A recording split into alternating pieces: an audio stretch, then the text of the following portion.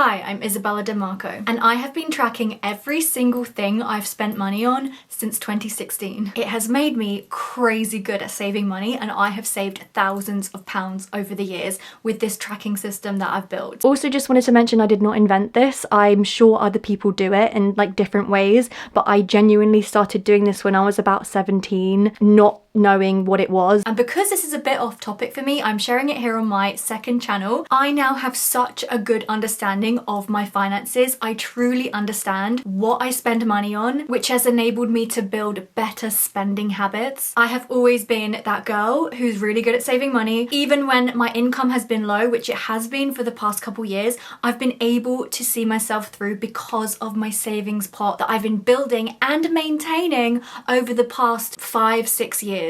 But be warned, this method is not for everyone. Most people will find this really difficult to do, especially if you have a lot of expenses. But if you follow my tips, it should make it a lot easier to do. And if you can do this for at least 30 days, you will gain such valuable insight into your finances. I'm going to be mainly talking throughout this video. There's not going to be many visuals. I will share some screen recordings and pictures. So if you want to put this on in the background and just listen, do whatever you want to do. So what is this method? It doesn't really have a name. I have called it money tracking, money logging. I've kind of landed on the term financial tracking. This method essentially requires you to write down every single thing you spend money on, how much it was, as well as any income. Then you create a category system, and this will look slightly different for everyone, but you're going to have things like travel, food, bills, etc. We'll go over that in a minute. And at the end of every month, you add up each of the categories to get your grand total of how much you spent completely on absolutely everything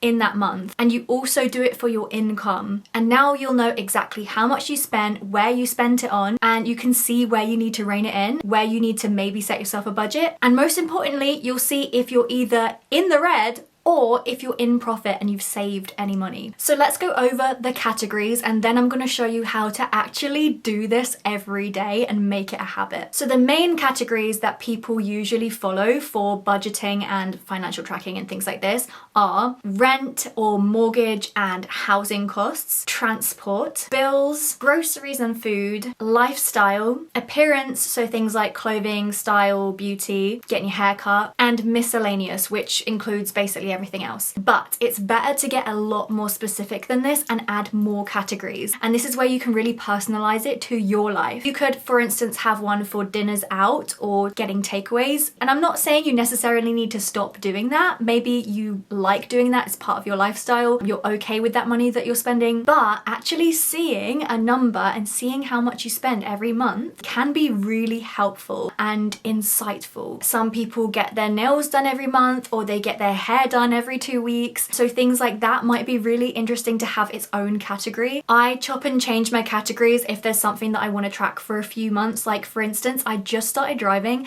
and I want to see roughly how much I spend on parking. Not that I can really avoid it, because we all have to spend money on parking. It's such a tiny expense. I know it's like not even worth tracking, but to me, it's just something I'm interested in seeing. So I'm going to do that probably for about 6 months. Then I'll probably take it off because it's a bit of a pernickety thing to keep track of. These things don't have to be ongoing. So I am going to share with you my exact category system, all the categories that I've had and that I've stuck with for the past probably about 8 or 9 years. You might find it useful as well. So I'm going to share that sort of towards the end. And I'm also going to show you how I do my income as a self-employed person. Okay, how to actually do this. One of the most beneficial ways to track is to get yourself a money journal, a money diary, logbook, whatever you want to call it, preferably with dates. This will just help you keep track of which days you're spending on things and where. The day itself doesn't particularly matter, but it just helps you keep track. If, like me, you already have a diary just for your general lifestyle, you can also just use one that you already have and use and just write your expenses really small somewhere on the page for that day. You can also just use a plain A4 sheet of paper and just list off all on one sheet of paper. This can be kind of an easier way to do it as well. The only downside is you don't get to track the dates, so it's a little little harder to track when things were spent. You could do it on your phone or laptop or on a document, but I just find writing it down is easier for me. And you want to keep this somewhere that you're going to see it every day. So on your kitchen counter or your desk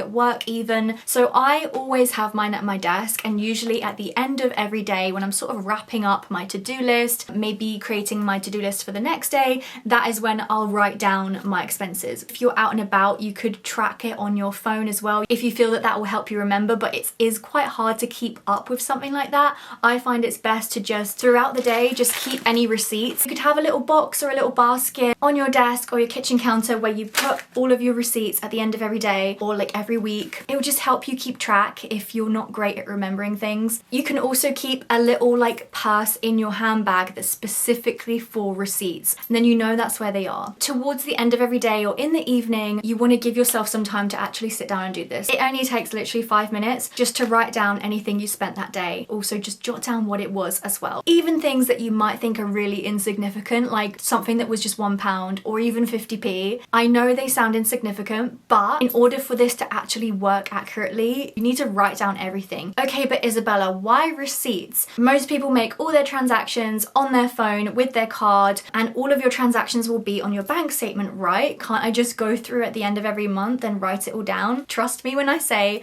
you would be surprised how vague your transactions will be. A lot of transactions on your bank statement won't actually have an accurate description of what that money was spent on or where. Sometimes it will just have a bunch of numbers, or it will have like a location that it was spent, but it won't actually tell you what the shop was. So relying on your bank statements to figure out how much money you've spent on which category is not reliable. So try your best to keep receipts. So with writing down your expenses, you should try your best to do it every single day, at least for a month. You really want to do it for at least a month to get a good idea of your actual spending habits. Ideally, you want to really do this throughout several months if you want to get a really solid idea, because some months are different than others. Because I've been doing this for so many years, I have actually found that my memory has improved. I'm really good at remembering numbers. Quite often I will go days without tracking or logging anything, or it's like sometimes I'll do it like once a week, but I can just remember. And I also do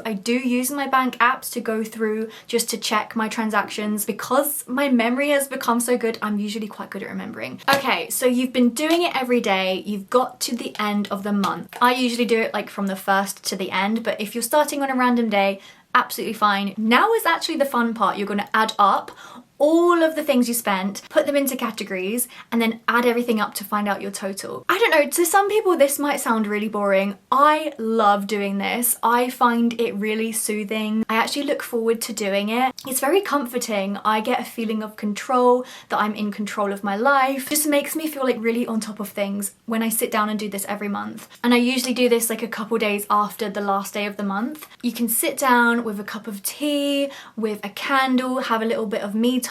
So you're going to create yourself a little spreadsheet on your laptop, on your phone. If you don't have any devices like that, you can use a journal or a diary. I will do a little screen share so you can see. Down the column, you're going to write all of your categories. You go through your money journal. I like to go category by category. So first I'll start with travel. I will just flip through any travel expense. I add it up, then cross it off. That's really important. You want to cross it off in your diary so you know that that's been done. It will help speed up the process as well. And then you input the total for that category next to the category. So you're going to do this for all of the categories. When I've finished all the categories, I do just flip through again just to check if there's anything that I forgot to cross off or anything that didn't get categorized. Once every single expense is crossed off and done, you're going to add them all up and you will get your grand total of what you spent for that month. It may shock you, it may be worrying, it may be surprising, it may be not that bad, but you won't know if you don't do it. And it will look quite different to what you see on your bank statements. Your bank statements, ingoing and outgoings, are not actually a very accurate representation of what you're actually spending, especially if you're someone like me who has multiple different accounts. I have like a PayPal account,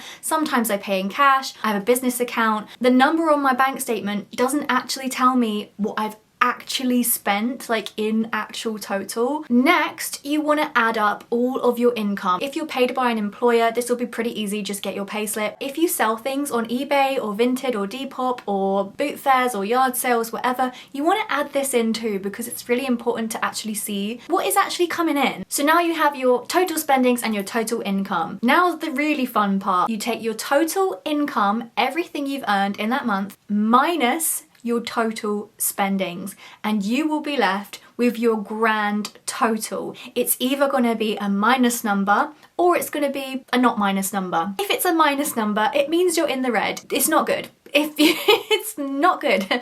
It means you have spent more than you've earned for that month. You maybe ought to start budgeting or put some money aside, but hopefully you are actually in the green. So you're in profit, you've saved a little bit, then you can figure out what you're going to do with that money. Most people will sort of let it roll over, let it sit in their bank account to be like a float for the next month. But if you want to be more strategic with it and put it somewhere else, be my guest. In this last part of the video, I'm going to share with you my category system. So if you want to just copy and paste my category system, please feel free. And it's in no particular order. So I have public transport for buses, trains, taxis. Then I have a separate one for petrol. Most people would probably include this in like one whole transport category. Because I'm a new driver, I'm just interested to see how much I spend on petrol. I also have one for parking, which is a very short-term experiment, and I then have a category for my car. Cars are really expensive. This is everything from MOT, road tax, car repairs, my car insurance, anything for my car. I then have a groceries category. Getting dinner out would be in like a lifestyle category. Social life and fun. This includes any activities or events I go to, tickets for things, cinema. This also includes alcohol. I used to have a category just for alcohol back when I was at uni because I wanted to see how much I was spending on nights out on alcohol, also for health reasons. Style, clothing, accessories, jewelry. Then we have beauty, so skincare, makeup, hair care. Also back when I used to get my lips done, I would include that in this category as well. Rent, bills, health. This includes gym memberships, medicine, vitamins and supplements, doctor's appointments, although luckily in the UK we don't have to pay for that unless it's private. Fees and fines. I might take this off of my category list soon because it's kind of a little bit pointless, but this was basically for any late fees, parking tickets, or anything that I've had to pay because of inaction. If I, for example, forgot to cancel a free subscription and I ended up having to pay for it, I would count that as a fee because I've had to pay that because I forgot to do something. Do you know what I mean? Then I have miscellaneous for anything that doesn't end up in a category. So for me, it's usually things like music subscriptions. Don't really know what category that would go into. I guess it would go into social and fun, but I don't know, it's in miscellaneous. Also books, decor, collectible items, just random things that don't have a category. Then I have a giving/others category. This is anytime I am maybe buying a gift for someone else or giving to charity or tips or buying anything for another person. This can get a little bit tricky and sometimes I feel like I feel a little bit awkward about having this category because this also includes, like, for instance, if you're out and about and you're buying a drink for another person or you're buying dinner for someone else, it can feel kind of maybe a bit icky to like keep track of that. However, you would be surprised. Some months I spend more on other people than I even spend on my own like social and fun category. Sometimes you might not realize it, but you can end up spending a lot on other people. Not that it's a bad thing. Being generous and giving is such a wonderful, beautiful thing to do and we should do it. But if you are trying to really be a little bit better with your budgeting and just more mindful about your finances, maybe you have a friend that maybe doesn't always pay, it's just good to see how much you're maybe spending and maybe if you need to rein it in a little bit. Obviously, if you have family, that's a bit different. You might need a slightly different category system for that, but yeah. So although sometimes it feels like be writing down like when I've spent money on buying a drink for someone, at the end of the day, it's just to keep track of what is outgoing. It's not always a good look to be so frugal that you're, you know, not willing to buy a drink for someone, but some people are in a very tight situation where their budget might genuinely not allow it. So you got to keep these things in mind. Christmas, obviously this category I'm only using throughout the months of November and December, but some people like to do Christmas shopping early and we spend a lot on Christmas. Sometimes sometimes we might go a bit overboard, so it's really useful to actually see how much we spend on Christmas. Not just the presents, but also like decorations, the Christmas food, and specific Christmas themed things can cost a lot at the end of the year. Holidays and travel. So when I go on a holiday, whether I spent money on food or going out or whatever, I usually put it all in one holiday category because that's money I wouldn't have spent otherwise. I went to Italy last year and I had one holiday category for that month. So I also have some personal ones. So I have one for YouTube, burlesque. I used to have to buy a lot of things for my costumes. I also have one for business ideas and learning. So if I'm buying courses for things or I'm spending money on books or things that I'm wanting to learn. Forgot to mention I also have one for investments, but that's kind of separate from this spreadsheet. So these categories have chopped and changed throughout the years, but those are kind of the main ones that I've always sort of kept. As promised, I'm also going to tell you my categories for my income. I have quite a few different streams of income being a self-employed person, so let me share with you what they are. So my main one is YouTube AdSense income. Then I have a separate one for sponsors. It's useful to see how much I actually earn from views alone and how much I earn if I actually work a bit harder and try and get sponsors. I have one for affiliates, which is usually quite low. I have one for Patreon, reselling, so all my Depop, eBay stuff, Facebook Marketplace, anything I sell, burlesque, although I'm not performing at the moment, but back when I was performing, employment, anytime I do actually have a job, so back when I was a waitress, I have also just got a new job as well, hopefully fingers crossed it's gonna go ahead. And then I also have one for digital products because I recently started selling beauty trackers. I don't earn much from these, but I like to see. I also have one that says gained, and this is just any money that has been gifted, so Christmas money, birthday money, sometimes my dad will give me 20 quid randomly every now and then. Still getting pocket money from my dad, God bless him. So that includes any money that I haven't actually earned. This also includes premium bonds. I have some money in premium bonds and every month they do a draw, and so every now and then I win £25. It's bloody brilliant. I have my grandparents to thank for setting me up with those premium bonds. Otherwise, I wouldn't have known even what it is or how it works. I actually need to look more into it. If you're in the UK, premium bonds is a really good idea for as like a way to save money, but please do look into it. I even still find it a bit confusing, but thankfully my grandparents set it up for me. I am truly blessed for that. And that also gets categorized into gained. So I haven't earned that money, it's just blessed to have it. I also used to have one for refunds. If you're someone that returns things a lot, you might want to have one for refunds. It's just interesting to see. So those are all my income streams. They also go in the spreadsheet and I add those up and then I get my grand total for money earned. You might think, wow, Isabella, how on earth have you done this every single month for nearly 9 years now? Honestly, it's become something that I actually really enjoy doing. I will admit it's easy for this to become quite obsessive. I don't think it's always a very healthy thing to do if it's becoming really obsessive. I thought it would be a bit odd if I didn't mention that I've actually stopped doing this now. I made the decision a couple months ago that 2024 would be my last year of this kind of categorization financial tracking system. Because I've been doing it for so many years, I've genuinely got out of it all that I can possibly get out of it. So the main reason I do it now is just because I enjoy it and it's become a habit. Genuinely gained all the insight I possibly can out of what I spent. Like I know it like the back of my hand. I know what I spend now. However, I am going to be continuing a different, more simple financial tracking system, but not doing each specific category. Although it has been so helpful for me over these years to know where I spend my money. For 2025, I wanted to really prioritize my time management. It is something that takes a bit of time and takes a bit of energy and takes a bit of brain space. So I feel that it's really better to do this short term. Having done this for nearly 9 years now, like I said, it has become obsessive at times. At the end of the day, this is a very extreme financial tracking system and there's absolutely no reason to be doing it for like your whole life unless you want that kind of data. But I don't think it's actually healthy to do like a long period of time, even though it is really interesting to see. So I'm trying to switch up the way that I approach my finances, letting go of some of that control that I've built over the years. I'm now working on being a bit more flowing and easy with my finances. However, if you're somebody that maybe is a bit too flowing with your finances,